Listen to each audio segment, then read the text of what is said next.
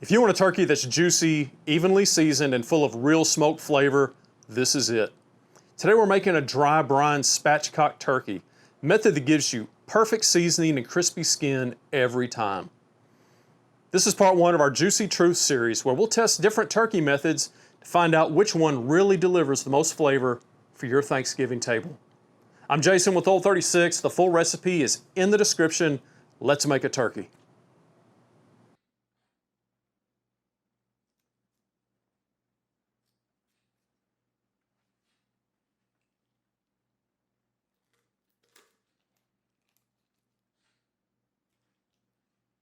With the backbone removed, make a small cut right at the top of the breastbone, just enough to press down and flatten the bird evenly.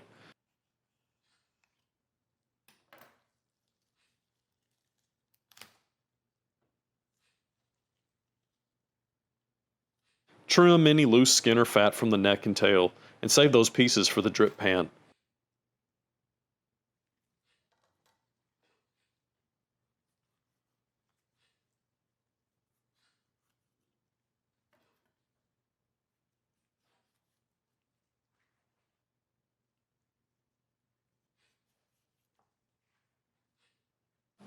Okay, with your fingers, loosen the skin across the breasts and the thighs. We want to get the salt directly on the meat where it can really do its work.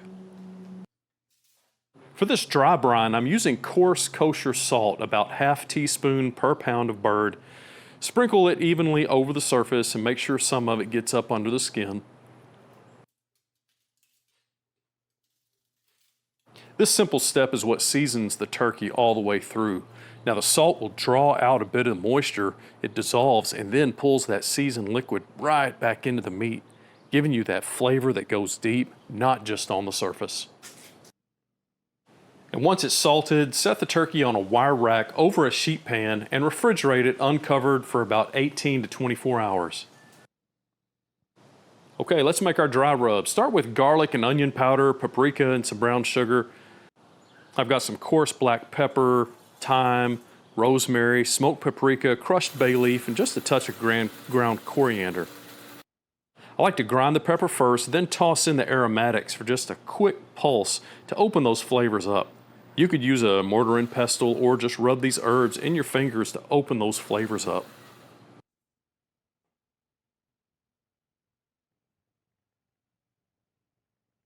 Alright, just a quick mix of these until the color evens out, and this rub should smell like the holidays before it ever hits the bird.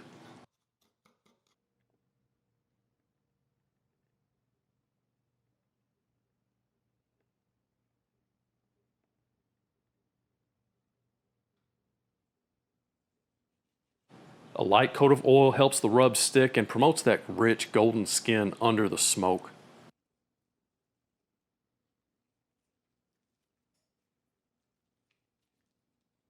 Work this seasoning under the skin so we get an even balance of seasoning. Be generous here but even.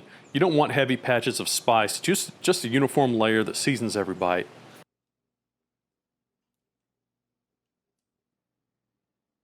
Alright, set the turkey aside, and now we're going to build the base for this drip pan.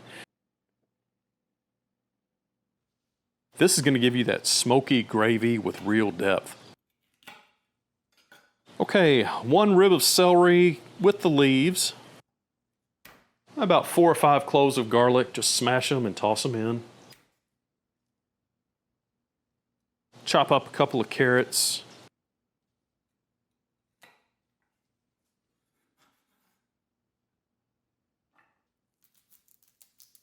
And I'm going to rough cut 2 onions and just quarter those.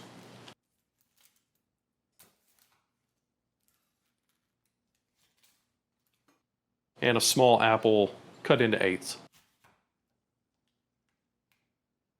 Now make sure to leave the skins on all these. They'll add color and flavor. A light drizzle of avocado oil, not much, just enough to help these brown. Then we're going to roast these at 425 for about 20 to 25 minutes.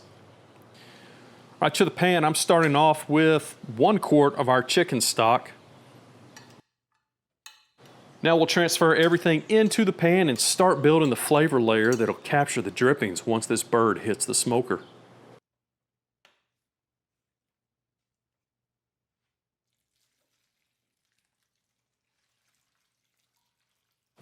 Add about half a cup of apple juice, a splash of Worcestershire, your apple cider vinegar. Toss in 2 bay leaves. Next, add your thyme, some Italian seasoning, some peppercorns. Now, I like a spoon of tomato paste. Now, this paste doesn't add the tomato flavor. It just gives you color and that deep roasted note that makes the gravy taste like it's been simmering all day long. And a pat or two of butter. Everything that falls from the turkey during the smoke, the juices, the fat, the rendered seasoning, will mix with this base to create the most flavorful gravy you've ever had. Okay, set your drip pan on the lower rack and then place your spatchcocked turkey right above it. This setup lets the bird baste the pan as it cooks, and that gentle convection from that pan helps keep moisture in the meat. I'm running a mix of oak and pecan today. I'm smoking between 285 and 300. That's my sweet spot. You'll want to hit 160 degrees in the breast and about 175 in the thigh for perfect results. That's what you want to see. Deep, even color, that crisp skin, and that light shine on the surface.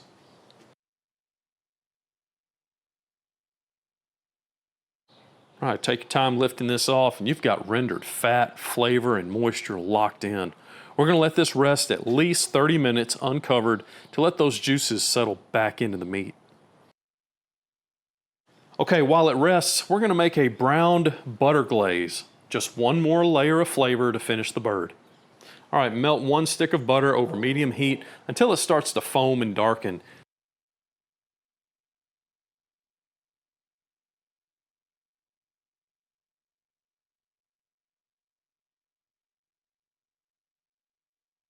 You'll start to see these brown flecks form at the bottom. We're going to get that nutty flavor. Once it reaches that golden color, turn off the heat and let it rest for about a minute. Okay, then stir in 1 tablespoon of brown sugar and a pinch of paprika. It's not for sweetness, it's for color. It gives that subtle caramel note that makes the turkey shine. We're going to brush this on lightly while the turkey's still warm. Now, you don't need much, just enough to give it that rich color and nutty finish.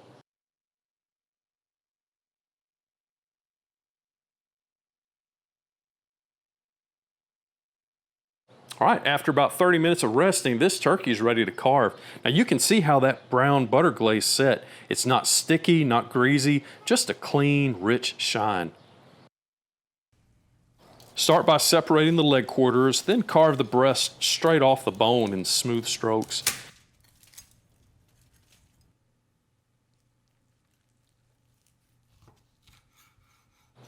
And that right there is what you want. Juicy, tender, and perfectly seasoned all the way through.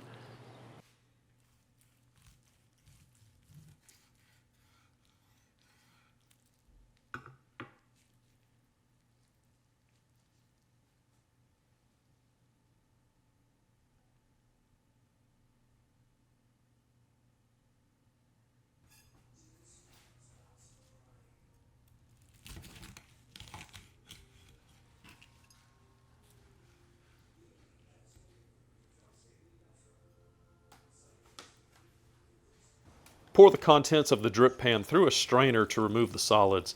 What's left is pure, smoky flavor for your gravy.